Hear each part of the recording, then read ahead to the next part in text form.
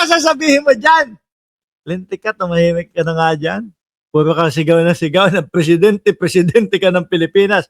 Ngayon na mga bossing. Tapos na ba yung keba to? Mga kababayan? Pumunta muna tayo. I think, or tingin ko, ikatutuwa nyo ito, mga boss chief mo, sir. No? Nasaan na ba si Si Meow Meow. Ay, si Meow Meow, iba pala yun. Suspendido pala yung si Meow Meow. Nasaan si eto pong si Leandro Lebiste. Nakalabas na ba ng bansa ito? Mga bossing. Di ba nagpapaalam to na lalabas ng bansa? Totoo, honest. Hindi ko alam kung nakalabas ba siya o pinayagan ba siya sa paglabas ng bansa o doon sa hiling niya. No? Or nasa Pilipinas pa din si Promil Kid. No? Kasi mga kababayan, base dito sa nakita namin, mukhang puwersahan na po. Wala, nakalabas na si Promil Kid. Nako, kung ganun ang nangyari, kung nasa labas na ng bansa si Promil Kid, malabong bumalik to ng Pilipinas. Ano? Kasi po, mga kababayan, binigyan na po ng ultimatum itong si Promil Kid, si Boy Solar. Sabi ni Danilo Espejo, nagbabakasyon sa abroad. Anak ng putik na yan. Di ibig sabihin ho pala, iniwanan niya sila Erice. Iniwanan niya sila Tinyo. Doon, sabi nila, may ilalabas daw. Di ba? May ilalabas kaming conversation ni Bersamin at ni Pangulong Bongbong Marcos. Sabay-sabi, Sabi nitong si Promil Kid. Tingnan nyo na lang kung ano mga sasabihin ni Tinyo. Si Erice naman, itinuturo naman si Toby Chanco. Si Tinyo naman, eto naman si Promil Kid ang itinuturo. Lahat nagtuturoan, walang may mga bayag na maglabas nung sinasabi nilang pag-uusap daw ni Pangulong Bongbong Marcos at ni Bersamin. Ngayon, mga kababayan, ultimatum. Kaya pala nagmamadali magpaalam itong batang ito. Kasi ayan Solar Philippines ni Lebiste binigyan ng ultimatum ng Department of Energy. 24 billion multa dapat bayaran ngayong Pebrero na ho, mga kababayan.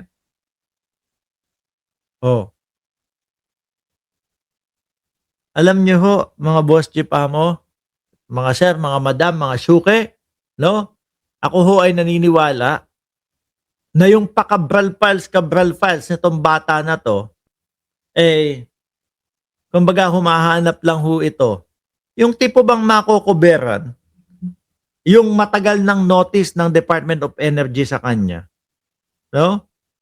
Kasi nung mga panahon na yun, nung mga dati, Presidente Duterte pa yun No? Nakakalusot, hinahayaan, okay lang.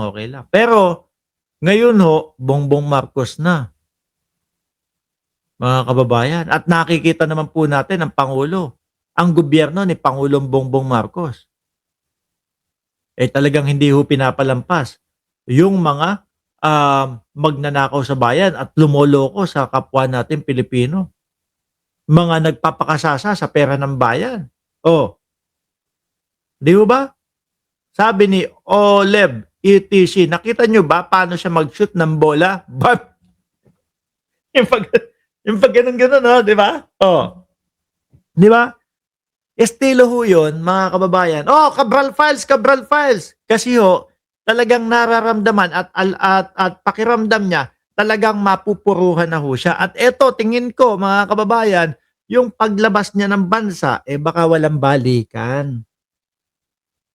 Lalo na ito ang sinasabi, yung 24 billion, meron ng ultimatum. Kailangan itong Pebrero. Ano kaya ang mangyayari kapag hindi nabayaran yan, 24 billion na yan?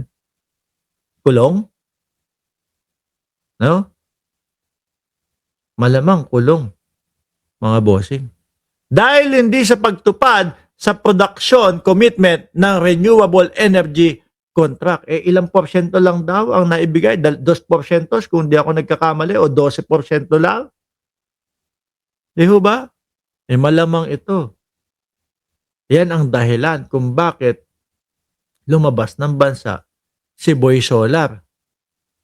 maganda 'to makulong kung sakali na totoo talaga. Eh, Department of Energy na ang nagsasabi, hindi tumupad, 'no? Pero ang ginawa niya, dahil nga si Attorney Claire, naipapaliwanag lahat, 'no? Yung sinabi ni Ombudsman Boying Remulla na, kay bata-bata mo ninenegosyo mo yung prangkisa. Sa kanya ko kasi unang narinig yon.